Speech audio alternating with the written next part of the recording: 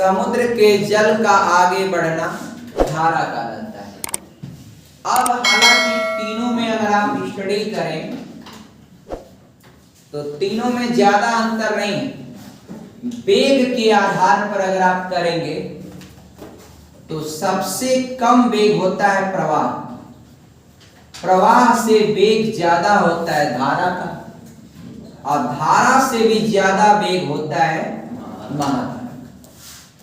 और सभी में क्या होता है, जल का चलना, जल का जो बहना है, बस यही है कि जल का बहाव निम्न वेग से रहेगा तो प्रवाह कहलाएगा ड्रिफ्ट। अगर उससे ज्यादा वेग हो गया तो धारा कहलाएगा।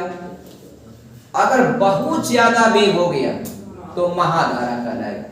और महाधारा को अगर आप डिफाइन करना चाहिएगा तो आप डिफाइन कर लीजिए एक लाइन में। देखिए, महाधारा का सबसे मेन चीज होता है दो धाराओं के मिलने से महाधारा का निर्माण होता है। लिखिएगा, स्ट्रीम में क्या नोट किया आपने, दो धाराओं के मिलने से क्या बनता है, महाधारा बनती, और इसकी स्पीड क्या होती, ज्यादा होती। ये आपका हाई स्पीड कंटेन करती। महाधारा कैसे बनती है डियर, दो धाराओं के मिलने से महाधारा का निर्माण होता है। अब आगे बढ़ रहे डियर। अब देखिएगा इन सब का रीजन क्या होता है, क्या डियर पढ़ेंगे आप, रीजन यानी ये आपका धारा, धारा क्यों बहती है डियर, आप समझें इस बात को, धारा क्यों बहती है। तो एक पहला रीजन ये होता है पृथ्वी के घूर्णन के कारण, पृथ्वी का जो घूर्णन गति है उसके कारण आपका धाराएं बहती। भाई पृथ्वी अगर घूमेगी तो पानी को आपका बांध के तो रखा नहीं गया है, पानी भी उसी के साथ है। तो पृथ्वी जब घूर्णन गति करती है तो उसके साथ पानी भी आपका क्या करता है, गति करता है, पानी भी मूव करता है। तो एक कारण लिखिएगा पृथ्वी का घूर्णन गति, और दूसरा क्या है, जब वो घूमेगा तो झटका उत्पन्न होगा जिसको कहते हैं कोरियोलिस बल। तो कोरियोलिस बल के कारण भी धारा उत्पन्न होती है। दो पॉइंट हो गया, पहला क्या है पृथ्वी का घूर्णन गति, दूसरा क्या है कोरियोलिस बल या झटका, और तीसरा जान लीजिएगा हवाओं का बहना। अगर हवा भी बहेगी ना, ये बताइए तालाब में आपने देखा होगा कि जब मौसम शांत कोई हवा नहीं बहती तो क्या तालाब का पानी गति करता है, नहीं। और अगर बहुत तेज हवाएं बहती हैं तो क्या पानी आपका ऐसे गति करता है, करता है ना। तो सिंपल आप एक तीसरा एक रीजन है कि हवाओं के बहने से जलधारा उत्पन्न हो जाती। और चौथा लिखिएगा गुरुत्वाकर्षण बल के कारण। आपको पता है कि दो पिंडों के बीच लगता है कौन सा बल, गुरुत्वाकर्षण बल लगता है। और गुरुत्वाकर्षण बल अट्रैक्शन फोर्स होता है या रिपल्सन फोर्स होता है, यानी आकर्षण होता है या प्रतिकर्षण होता है। सही बताया आप लोगों ने। गुरुत्वाकर्षण बल जो है, देखिए गुरुत्वाकर्षण बल एक आकर्षण बल है, और समुद्र में जो ज्वार आता है ना डियर, ज्वार का कारण भी आपका एक, उनमें से एक ये भी है, गुरुत्वाकर्षण बल ही है, एक कारण वो भी है। और डियर पृथ्वी पर गुरुत्वाकर्षण बल कौन लगाता है, एक चंद्रमा के द्वारा भी लगता है और सूर्य के द्वारा भी लगता है। तो सूर्य और चंद्रमा के गुरुत्वाकर्षण के कारण समुद्र में क्या उत्पन्न होता है, ज्वार भाटा, यानी ज्वार उत्पन्न होता है। और ज्वार उत्पन्न हुआ तो वैसे तो रहेगा नहीं, वो फिर भाटा में आएगा, यानी जल अगर ऊपर उड़ गया तो ज्वार उसका नीचे सामान्य स्थिति में पहुंच जाना भाटा। और सुनिए ध्यान से, छोटा सा कंटेंट है गुरुत्वाकर्षण बल का। ये दो पिंड हैं, उनके बीच में जो आकर्षण बल लगेगा इसी को कहते हैं हम क्या, गुरुत्वाकर्षण बल। अब डियर ये इसमें और कूलाम बल में, कूलाम बल या कूलाम का नियम इंटरमीडिएट फिजिक्स में आपने पढ़ा होगा, दोनों में एकदम समानता है डियर। इसमें मान लीजिए इसकी एक बॉडी है, उसका द्रव्यमान m1 है, दूसरी बॉडी उसका द्रव्यमान m2। अब न्यूटन ने साफ साफ बोला कि दो पिंडों के बीच लगने वाला जो गुरुत्वाकर्षण बल यानी आकर्षण बल है वह उन दोनों पिंडों के द्रव्यमानों के गुणनफल के अनुक्रमानुपाती होता है या सीधे समानुपाती है। और दूसरी बात, ये तो एक बात हो गई, और वही आकर्षण बल उन दोनों पिंडों के बीच की दूरी के वर्ग के व्युत क्रमानुपाती होता है। तो व्युत वर्ग दूरी के वर्ग के, आप व्युत क्रमानुपाती का मतलब उसको क्या लिखेंगे, बट्टे। और इन्हीं 1 और 2 को अगर आप मिलाते हैं तो फ्रॉम 1 और 2 वी गेट, समीकरण 1 और 2 से आप लिख देते हैं F is proportional to m1 m2 बटे r स्क्वायर। और जब इसको इक्वल में करेंगे तो कैपिटल G यूज करते हैं, m1 m2 बटे r स्क्वायर हो गया ना डियर। और कूलाम बल में क्या होता है कि दो बिंदु आवेशों के बीच, अब डिपेंड करता है कि दोनों बिंदु आवेश समान है या विपरीत है। अगर दो बिंदु आवेश दोनों समान होंगे तो उनके बीच प्रतिकर्षण बल लगेगा यानी रिपल्सन फोर्स। अगर दोनों बिंदु आवेश, अगर दोनों प्लस प्लस या दोनों माइनस माइनस, दोनों दशा रिपल्सन की होगी, प्रतिकर्षण की होगी। अगर एक प्लस और दूसरा माइनस है आकर्षण होगा।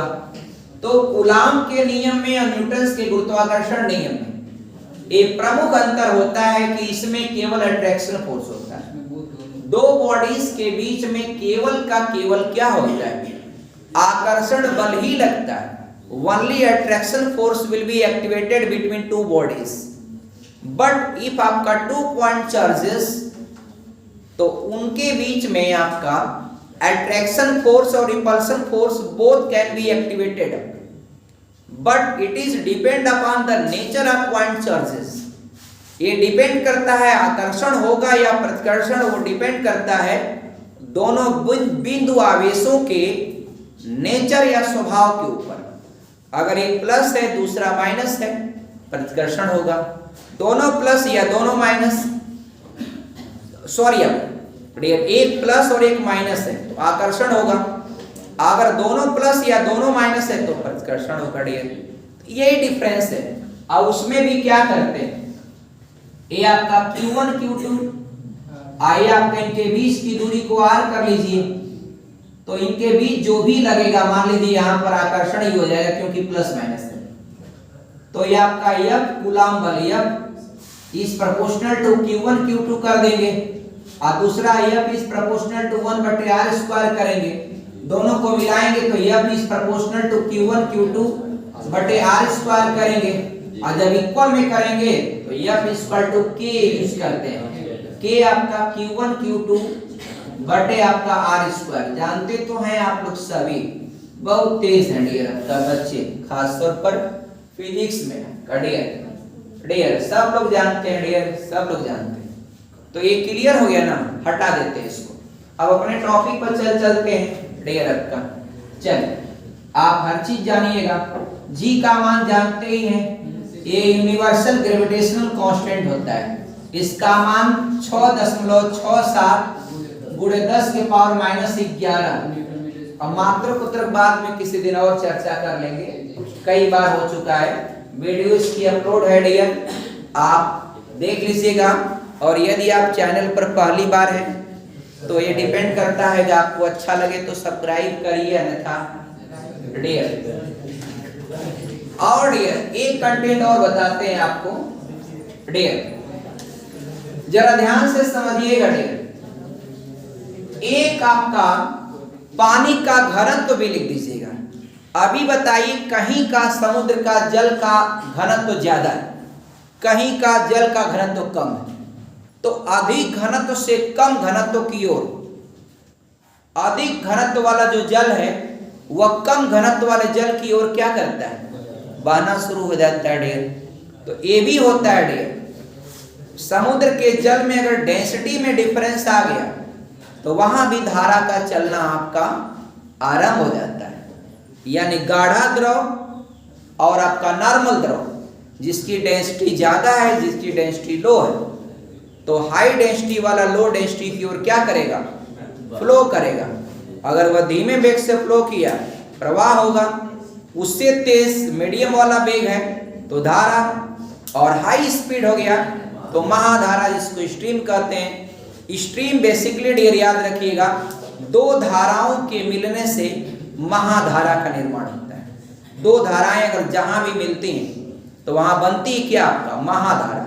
अब महाधारा जिसकी स्पीड सबसे ज्यादा, दुनिया की सभी धाराओं को आप पढ़ लेंगे, सब याद हो जाएगा, और फिर आपका कोई भी सवाल आएगा किसी भी एग्जाम का, सब कर लेंगे। एक और देखिएगा, बनावट लिख दीजिएगा एक पॉइंट और। कारण में क्या होता है बनावट। ई बताइए, समुद्र का पानी है और आगे अगर मान लीजिए कहीं पहाड़, तो फिर पहाड़ तो रुकावट आ गया, तो यहां का पानी बहेगा नहीं, बहेगा, क्योंकि पहाड़ है बीच में।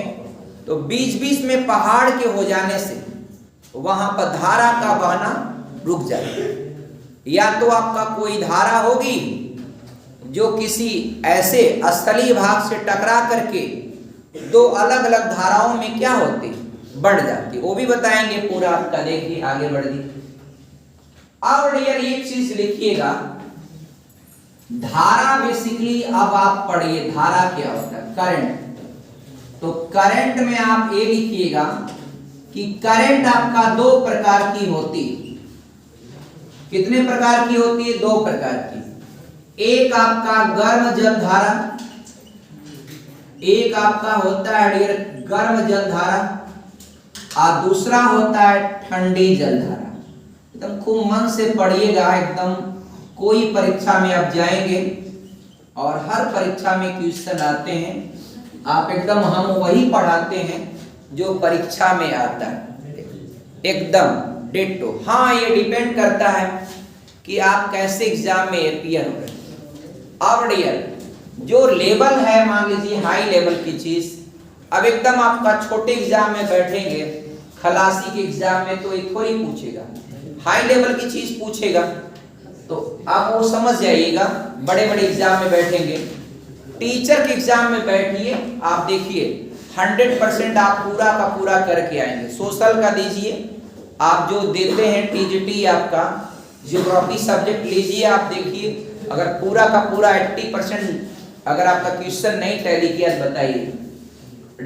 आप पीसीएस के रैंक एग्जाम में बैठिए, आप समीक्षा अधिकारी में बैठिए, आप एसएससी सीजीएल दीजिए, देखिए टैली कर रहा है कि नहीं। आप और सारे एग्जाम है भारत में, पेट का दीजिए, टेट का दीजिए, देखिए सारे क्वेश्चन फंसेंगे। टेट का जूनियर का दीजिए, देखिए आपका कैसे क्वेश्चन मैच करते हैं, आप देखिएगा। अब देखिए मित्रों ध्यान से, ये ऊपर और नीचे, ये आपका दो ध्रुव है ना, ऊपर आपका एनपी है और नीचे आपका एसपी है। अब याद रखिएगा, देखिए इन ध्रुवों पर ठंडा है ना, ऊपर जाने पर भी ठंडा रहता है। तो जिन धाराओं की उत्पत्ति ध्रुवों से होती है वो आपका कैसी जलधारा होती है, ठंडी। और डियर यहां पर जो 0 डिग्री पर विषुवत रेखा या इक्वेटर लाइन या आपका भूमध्य रेखा है, तो भूमध्य रेखा से 10 अंश नॉर्थ और भूमध्य रेखा से 10 अंश साउथ, ये वाला जो क्षेत्र होता है इसी को कहते हैं डोल्ड्रम। क्या होता है डोल्ड्रम? डोल्ड्रम क्या है? डोल्ड्रम वह क्षेत्र है जो आपका विषुवत रेखा या भूमध्य रेखा से 10 अंश नॉर्थ और 10 अंश साउथ के अंतर्गत आने वाला क्षेत्र डोल्ड्रम होता है। और यहां पर गर्मी इतनी ज्यादा पड़ती कि यहां का जो वायु है वह उठ करके गर्म होकर के ऊपर उड़ जाती है, और ऊपर उठने से यहां पर क्या होता है? लो प्रेशर बेल्ट क्रिएट होता है। कौन सा बेल्ट? Low pressure belt. तो लो प्रेशर बेल्ट यहां से क्रिएट होता है डियर, और यहां पर हाई प्रेशर बेल्ट से मानसूनी हवाएं आती हैं और बहुत ज्यादा वर्षा होती है। इसलिए यहां वाला जो वन क्षेत्र होता है उसको उष्णकटिबंधीय वर्षा वन कहा जाता है। अब डियर आगे उसमें बढ़िएगा तो एक पॉइंट को मेंटेन कर लीजिएगा डियर। जो 10 लिखते हैं हाँ, वहां पर 5 होता है, 0 से 5, 0 से डियर देखिए आपका ठीक है। जानते हैं दुनिया का सबसे बड़ा बायोम, ये आपका बायोम वाला जो क्षेत्र होता है वह विषुवत रेखा से 10 अंश नॉर्थ और 10 अंश साउथ का माना जाता है। यहाँ पर वनस्पतियां बहुत ज्यादा पाई जाती हैं। वो अलग बात है जो 5 डिग्री आप कहीं लिखा होगा सही है, लेकिन डियर ये वाली जो एरिया होती है ना डियर, आप पढ़िएगा टेट में एक क्वेश्चन बना होगा कि भूमध्य रेखा से 10 अंश नॉर्थ और 10 अंश साउथ, ये पृथ्वी पर पाए जाने वाला सबसे ज्यादा बायोम वाली एरिया आपका यही मानी जाती है। ठीक है, थोड़ा बहुत कम बेसी होता है, आप लिखिएगा आगे। और डियर सुनिए, तो आपने पढ़ा कि ध्रुवों से आने वाली धाराएं वह कैसी होती हैं? ठंडी होती है। शाबाश। और डियर जो जल धाराएं विषुवत रेखा के पास से उत्पन्न होती हैं, यहां पर तो गर्मी होगा, तो यहां से गर्म जल धाराओं की उत्पत्ति होती। तो एक पॉइंट आप उसको नोट कर लीजिएगा, जिन धाराओं की उत्पत्ति विषुवत रेखा के पास से होती है वह गर्म जल धारा होती। जिन धाराओं की उत्पत्ति विषुवत रेखा के पास से होती है वे गर्म जल धाराएं होती, गर्म जल धाराएं होती। अब कोई हमें बता दे, अब हमें कोई बता दे हॉकलैंड की जलधारा, हॉकलैंड की जलधारा ठंडी होगी या गर्म? हॉकलैंड एक आपका आइलैंड, एक आइलैंड है हॉकलैंड। ये आपका ब्राजील का है डियर। ये आपका दक्षिणी अमेरिका के निचले सिरे के सामने ये समुद्र में है हॉकलैंड द्वीप। और यहां से जो जलधारा उड़ती है यही आपका आगे की ओर बढ़ती। तो निश्चित रूप से यहाँ अंटार्कटिका के बेहद करीब, अंटार्कटिका से जलधारा चली, इसलिए तो चली आपका कहां से? ध्रुवों से हो गई। इसलिए आपका फॉकलैंड की जो जलधारा होती है वह एक ठंडी जलधारा होती। अब डियर जरा देखिएगा, एक बार प्रश्न में पूछा था मछलियों के पकड़ने के अनुकूल, मछलियां देखिए समुद्र में मछलियां किन स्थानों पर बहुत ज्यादा पकड़ी जाती हैं? तो जहां पर गर्म जलधारा और ठंडी जलधारा दोनों जाकर के आपस में टकराती हैं, तो उस पॉइंट पर वहां का पानी न ज्यादा ठंडा होगा न ज्यादा गर्म होगा।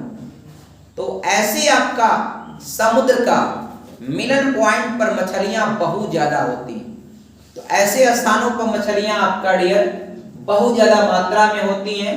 वहां पर मछली पकड़ने वाले लोग या उन देशों के पास मछली का कारोबार बहुत ज्यादा मात्रा में होता है। तो मान लीजिए आपका ये आपका है डियर 0 डिग्री पर, ये आपका विषुवत रेखा या भूमध्य रेखा जो भी कह लीजिए। और डियर अगर यहां पर जो जलधारा उत्पन्न होगी इसको दक्षिणी विषुवत रेखीय जलधारा कहेंगे, और इसको उत्तरी विषुवत रेखीय जलधारा कहेंगे। वही चीज यहां पर दक्षिणी विषुवत रेखीय जलधारा, यहां पर उत्तरी विषुवत रेखीय जलधारा, यहां पर उत्तरी विषुवत रेखीय जलधारा, यहां पर क्या होता है दक्षिणी विषुवत रेखीय जलधारा। लेकिन ये प्रश्न इसलिए नहीं पूछता है कि ये तीनों जलधाराएं वो आपका तीनों समुद्र में बहती, इसलिए इसको नहीं पूछता है ज्यादातर। हाँ ये पूछ लेता है कि किन जलधाराओं में फिशिंग के लिए आपका एक अनुकूल आपका माहौल तैयार होता है, तो वह बताएंगे आपका कि जहां पर जिन स्थानों पर समुद्र में ठंडी जलधारा और गर्म जलधाराएं दोनों जहां पर मिलती हैं वहां पर मछली का जो आपका फिशिंग वाला काम होता है, मछली पकड़ने वाला काम, वह बहुत ज्यादा मात्रा में किया जाता है। इसका कारण क्या होता है आप उसको नोट कर लीजिएगा। प्लैंकटन नामक शैवाल वहां पाई जाती है। प्लैंकटन नामक शैवाल एक पैदा होती है जहां पर ठंडी जलधारा और गर्म जलधारा जहां मिलती, तो उनके मिलने वाले स्थान पर जो शैवाल पैदा होती है उस शैवाल का नाम है प्लैंकटन शैवाल। इसी को खाने के लिए मछलियां जाती हैं, या तो ज्यादा ठंडी वाली वो भी परेशान, ज्यादा गर्मी वाली वो भी परेशान, तो इन स्थान पर जाती हैं और ये शैवाल बहुत ज्यादा मात्रा में वहां पाई जाती है। उस शैवाल को खा करके उनका काम चलता है।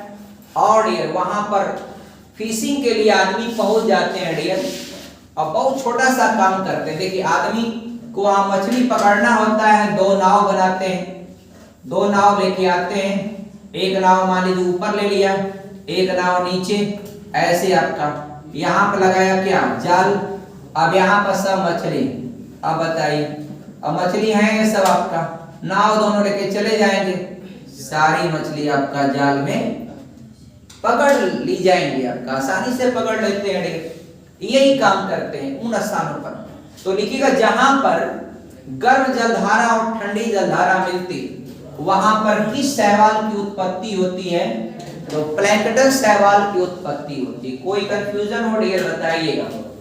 और डियर एक चीज और है, सबसे निगेटिव पॉइंट यहां का ये होता है जहां पर गर्म जलधारा और ठंडी जलधारा मिलती वहां पर कोहरा बहुत ज्यादा छा जाता है। इसीलिए डियर आपका आप बताइए जहां पर टाइटैनिक डूबा था वो आपका ऐसे ही एरिया में था जहां पर गर्म जलधारा और ठंडी जलधारा मिलती, तो कोहरा छा गया था अटलांटिक महासागर में।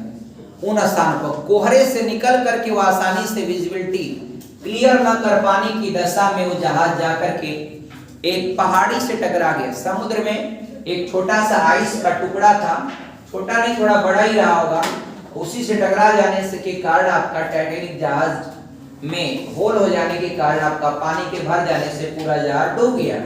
किस सागर में डूबा था, उत्तरी अटलांटिक महासागर में डूबा था। आगे जरा एक बात और लिखिएगा डियर, एक पॉइंट ऑफ इसमें हम बताते हैं डियर, ध्यान दीजिएगा।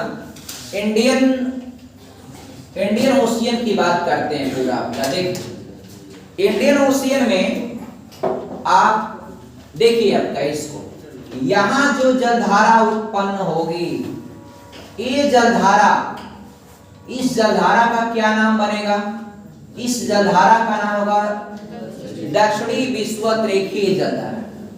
ये जलधारा गर्म होगी या ठंडी, ये आपका गर्म जलधारा होगी। ये जलधारा आकर के यहाँ पर मेडागास्कर से टकरा जाती और टकराने के बाद ये 2 जलधाराओं में बढ़ जाती है। एक वो इधर से निकलती है, एक वो इधर से निकलती है, दोनों निकलेगी। तो आप बताइए इसका नाम क्या है? ये आपका मोजाम्बिक की जलधारा। आप कहेंगे सर ये मेडागास्कर है तो इसको क्यों मोजाम्बिक नाम दिया गया? तो यहाँ पर भूगोलवेत्ताओं को ये लगा कि अगर इसको मेडागास्कर कह देंगे तो इसको क्या कहेंगे, इसीलिए ये मोजाम्बिक की तरफ आ रही है, या मोजाम्बिक के तट से, मतलब इधर मोजाम्बिक है इधर मेडागास्कर, ये मोजाम्बिक से टूट कर मेडागास्कर अलग हुआ, तो इसलिए इधर वाली जलधारा को मोजाम्बिक के नाम पर रख दिया, इधर वाली जलधारा को रख दिया किसके नाम पर? मेडागास्कर के नाम पर। तो आपको एक बार परीक्षा में पूछा था कि हिंद महासागर में विषुवत रेखीय, दक्षिणी विषुवत रेखीय जलधारा के मेडागास्कर से टकरा जाने पर वह किन दो जलधाराओं में टूट गई? तो आप बताएंगे मोजाम्बिक की जलधारा और मेडागास्कर की जलधारा। ये बताइए आप लोग, ये दोनों जलधाराएं गर्म होंगी कि ठंडी? तो चूंकि ये गर्म पानी आपका है ना डियर, तो ऑलरेडी ये गर्म पानी से आपका ये दोनों जलधाराएं बन रही हैं, इसलिए जो दोनों जलधाराएं कैसी होंगी? गर्म। और अब देखिए दोनों जब मेडागास्कर को जब पार करेंगी तो दोनों आपका जलधाराएं मिल जाती हैं। ये दोनों क्या हो गई? मिल गई। दोनों क्या हो गई? मिल गई। इसका भी नाम है, तो आपका लिख लीजिएगा उसका भी नाम डियर अलगुहास की जलधारा। अलगुहास ये पूछा था, प्रश्न पूछा गया, ये आपका पूछा था डियर कि मोजाम्बिक की जलधारा और मेडागास्कर की जलधारा के मिलने से जिस जलधारा का निर्माण होता है उसका नाम क्या है? तो अलगुहास डियर। अलगुहास की जलधारा गर्म होगी कि ठंडी? ये आपका दोनों गर्म जलधाराओं के बनने से होगी, इसलिए ये जलधारा क्या होगी? गर्म। अब ध्यान से सुनिएगा, नीचे से एक आपका अंटार्कटिका से जलधारा जाएगी, ये नीचे वाली जलधारा गर्म होगी कि ठंडी? ये अंटार्कटिका की ठंडी जलधारा। कैसी है? ठंडी जलधारा है। अब ये जलधारा इस पर टक्कर मारेगी, टक्कर मारेगी तो फेरल महोदय ने आपसे क्या कहा था कि दक्षिणी गोलार्ध में क्या कहा था? दक्षिणी गोलार्ध में हवाएं, अब हवाओं की बात छोड़िए, चाहे हवा हो चाहे जल, दोनों पर फेरल महोदय का नियम लागू होता है। वही हवा भी क्या है? एक फ्रीली फ्लो होने वाला है, और पानी भी क्या होता है? फ्रीली फ्लो होने वाला होता है। याद रखिएगा फेरल महोदय ने कहा है कि दक्षिणी गोलार्ध में हवाएं या जलधाराएं वो अपने गति की दिशा के बाएं ओर मुड़ती। किधर मुड़ती हैं? बाएं।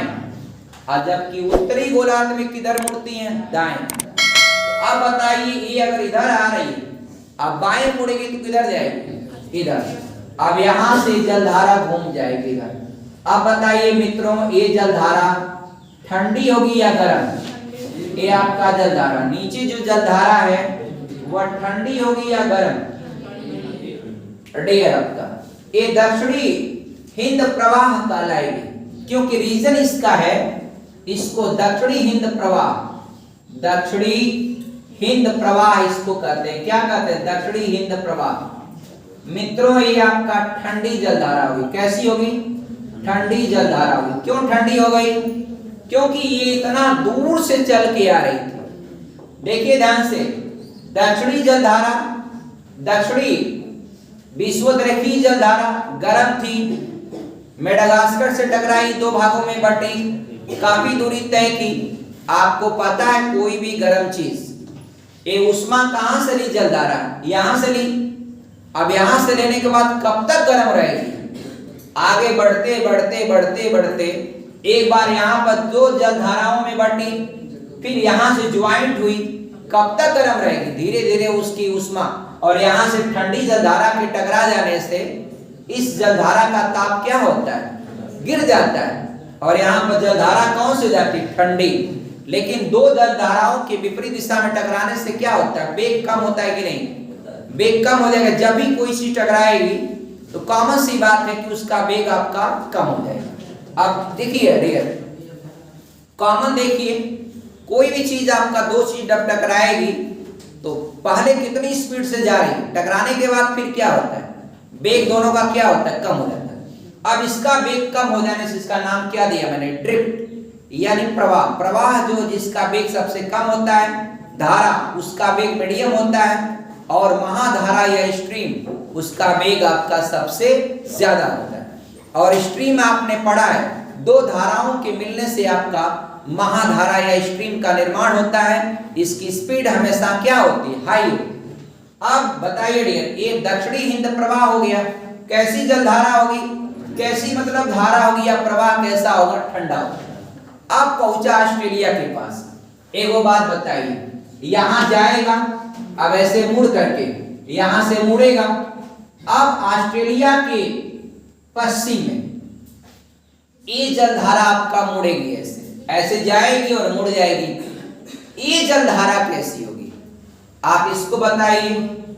ये जलधारा याद रखिएगा, ये जलधारा ठंडी ही होगी, क्योंकि ये आपका ठंडी जलधारा है।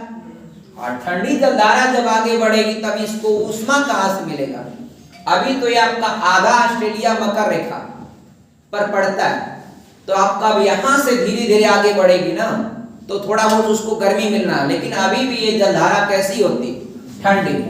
अब बताइए, ठंडी जलधारा है तो ऑस्ट्रेलिया के इस भाग पर क्यों आपका मरुस्थली एरिया है। रीजन इसलिए है कि ऑस्ट्रेलिया का मरुस्थल एक पश्चिमी भाग में होने का यही कारण होता है कि ये जलधारा क्या है, ठंडी जलधारा। ठंडी जलधारा क्या समुद्र में लो प्रेशर बेल्ट बनाएगी, नहीं बनाएगी। यहां पर ठंडी जलधारा से क्या वाष्प बनेगा, नहीं बनेगा। जब वाष्प बनेगा ही नहीं, बादल बनेगा ही नहीं, तो क्या वो आपका टकराने पर यहां वर्षा होगा, नहीं। यही वह कारण है कि ऑस्ट्रेलिया के पश्चिमी भाग पर आपका 3 मरुस्थल पाए जाते हैं, जिसका एक ट्रिक आपने याद किया होगा 7GB, यानी आपका सैंडी, गिब्सन और विक्टोरिया। ये तीनों मरुस्थल कहां पाए जाते हैं, ऑस्ट्रेलिया के पश्चिमी भाग में पाए जाते हैं। इसीलिए ऑस्ट्रेलिया को प्यासी भूमि का देश कहते हैं। और यहां पर देखिए, दुनिया में जहां जहां भी मरुस्थल हैं, एक बात नोट कर लीजिएगा, वह आपका उसके पश्चिम में आपको ठंडी जलधारा देखने को मिलेगी, मेनली आपका देखा जाए तो। अब तो ये यही वह कारण है, ऑस्ट्रेलिया का ये हिस्सा आपका पूरी तरह से कैसा है, पूरी तरह से कैसा है, मरुस्थली। इस जलधारा का जो नाम है उसको नोट कर लीजिएगा, पश्चिमी ऑस्ट्रेलिया की जलधारा। और ये जलधारा होगी कैसी आपका, ठंडी। अब यहां से जब आगे जाएगी तो वह डाइवर्ट हो जाएगी फिर आपका। और अब इंडियन ओशियन में यहां देखिए, इस जलधारा का नाम क्या है बताइए। ये आपका जलधारा को बताएंगे उत्तरी आपका नॉर्दर्न इक्वेटोरियल स्ट्रीम, और स्ट्रीम नहीं करंट, नॉर्दर्न इक्वेटोरियल करंट, यानी आपका उत्तरी आपका विषुवत रेखीय जलधारा। ये जलधारा कैसी होगी, गर्म होगी, क्योंकि विषुवत रेखा से उत्पन्न होने वाली जलधाराएं गर्म होती हैं और ध्रुवों से उत्पन्न होने वाली जलधाराएं ठंडी होती हैं। ये जलधारा आपका सोमालिया से टकराई, कहां से टकराई, सोमालिया से। सोमालिया के तट से टकराने के बाद जलधारा क्या हो जाती है, मुड़ जाती है। अब मुड़ने के कारण, सोमालिया के तट से टकरा करके मुड़ने के कारण अब ये जलधारा कैसी होगी। अब इसको चाहे आप सोमालिया की जलधारा कहिए, चाहे सोमेरु की जलधारा कहिए, क्या नाम देंगे इसको, हाँ डियर याद रखिएगा, सोमालिया के तट से टकराने के बाद इसका नाम दे देते हैं डियर, इसका नाम सोमेरु की जलधारा। कौन सी जलधारा, सोमेरु की जलधारा। अभी तो ये विषुवत रेखा से उत्पन्न हुई है, अभी तो एक राउंड में टकरा करके आगे बढ़ी है, तो जलधारा ठंडी होगी कि गर्म, ये आपका गर्म जलधारा होगी। और गर्म होगी तो ये पहुंच जाएगी कहां पर, अरब सागर में। अब यहां से ये सब स्थलीय भाग है, तो जलधारा क्या होगी, टर्न होगी, मुड़ेगी। अब मुड़ेगी तो पूरा भारत के इस अरब सागर वाले तट पर पहुंच गई। अब पहुंचने के बाद यहाँ पर खूब मानसून बनती, अब मानसून बनने के बाद पूरे भारत में क्या होती, एकदम बढ़िया आपका वर्षा होती। तो भारत में मानसून का प्रवेश कहां से होता है, अरब सागर से होता है। शाबाश। अब ये भारत में किस राज्य में मानसून सबसे पहले प्रवेश करता है, केरल। जून के प्रथम सप्ताह में आपका मानसून वहां केरल के तट से टकरा जाता है। एक बात और बताइए, ये आपका इंडियन ओशियन की पूरी जलधाराएं फाइनल हो गई यहाँ पर A to Z। अब बात जरा एक बात और सुनिए, ये बताइए ये यहाँ पर विषुवत रेखा के पास जो भी एरिया है अफ्रीका का, चाहे वो आपका ये ले लीजिए केनिया, सोमालिया, तंजानिया, ये सारी एरिया ले लीजिए, यहाँ पर बताइए यहाँ पर सिर्फ गर्म जलधाराएं टकराती।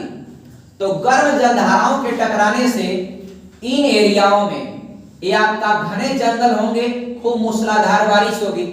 तो मूसलाधार बारिश होने के कारण इन एरियाओं में कैसे बन पाए जाते हैं, घने आपका उष्णकटिबंधीय वर्षा बन पाए जाते हैं सबसे ज्यादा। यही वह कारण है इन एरियाओं में देखिएगा तो आपका हर देशों में घने जंगल वन बहुत अधिक मात्रा में पाए जाते हैं। लेकिन आपका ये वाला हिस्सा है, इसको हम अगले क्लास में, इधर के मानसून से प्रभावित होने वाली बात, इसको हम नेक्स्ट क्लास में बताएंगे। थैंक यू, धन्यवाद। ये इंडियन ओशियन का पूरा जलधारा फाइनल हो गया, 2 समुद्र बचा है, आपको एक दिन में आपका